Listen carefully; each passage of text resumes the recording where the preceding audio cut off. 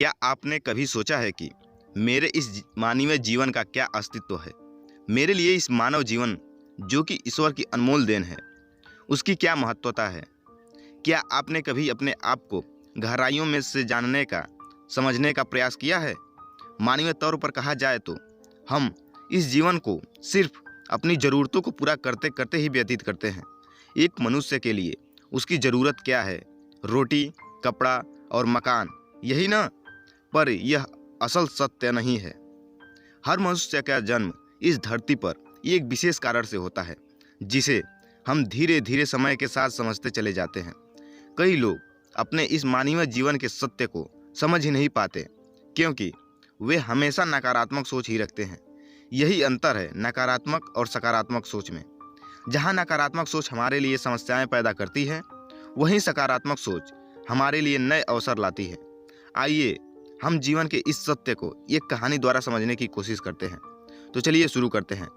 धनवान सेठ की कहानी। एक गांव में एक बहुत बड़ा धनवान व्यक्ति रहता था। लोग उसे सेठ धनीराम कहते थे।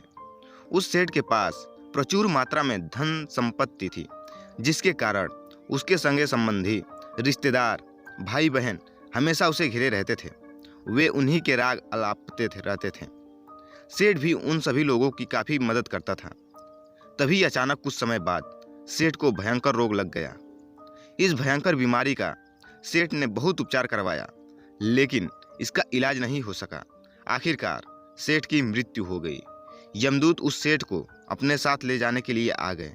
जैसे ही यमदूत सेठ को ले जाने लगे, तभी सेठ थोड़ी दूर जाकर यमदूतों से प्रार्थना करने लगे कि मुझे थोड़ा सा समय दे दो, मैं लौटकर तुरंत आता हूँ। दूतों ने उसे अनुमति दे दी।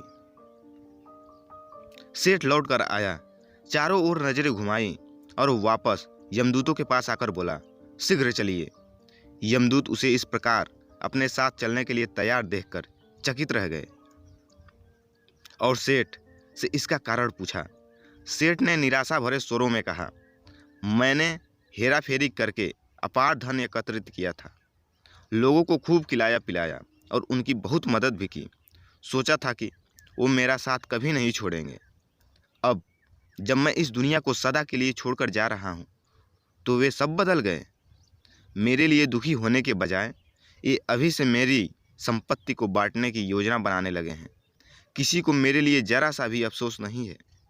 सेठ की बात सुनकर यमदूत बोले, इस संसार में प्राणी अकेला ही आता है और अकेला ही जाता है। इंसान जो भी अच्छा या बुरा कर्म करता है, उसे इसका परिणाम स्वयं ही भुगतना पड़ता है। हर प्राणी इस सत्य को समझता तो है, पर देर से। जीवन की सीख। हम इस बात को अपने जीवन में भी देख सकते हैं। लोग जीवन के सत्य को भूलकर मानव द्वारा बनाए गए जाल, जैसे लालच, रुपया पैसा, बुराई आदि तले दब गए हैं। इस जाल को आप 12वीं की इंग्लिश की कहानी जैसे द रीट्रैप से भी समझ सकते हैं। जो भोजन ग्रहण करते हैं वह पेट में 4 घंटे रहता है, जो वस्त्र पहनते हैं वह 4 महीने रहता है, लेकिन जो ज्ञान आप हासिल करते हैं वह आपके अंतिम सांस तक रहता है और संस्कार बनकर आपकी अगली पीढ़ी तक पहुंचता है। ज्ञान का बीज कभी व्यर्थ नहीं जाता। जो है जितना है सफल करते चलो। सफल करने से ही सफलता मिलती है। हर व्यक्ति को सकारात्मक तरीके से देखो, सुनो और समझो। हम जितना ज़्यादा पढ़ते हैं, सुनते हैं, समझते हैं, हमें अपनी कमियों का उतना ही ज़्यादा एहसास होता है और इसी कमी को दूर करके हम सफलता की मंजिल की ओर अपने कदम बढ़ाते चले जाते हैं। क्या लेकर आया था जो क्या लेकर जाएगा, पर कुछ ऐसा लाओ कि लोग तुम्हें याद रख जाएंगे।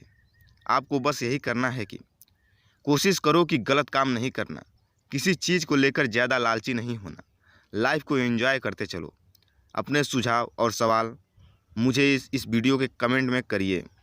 मैं आपको अगले वीडियो में और बेहतर वीडियो लाने की कोशिश करूँगा। तो दोस्तों, कैसी लगी है हमारी आज की प्रेरक कहानी?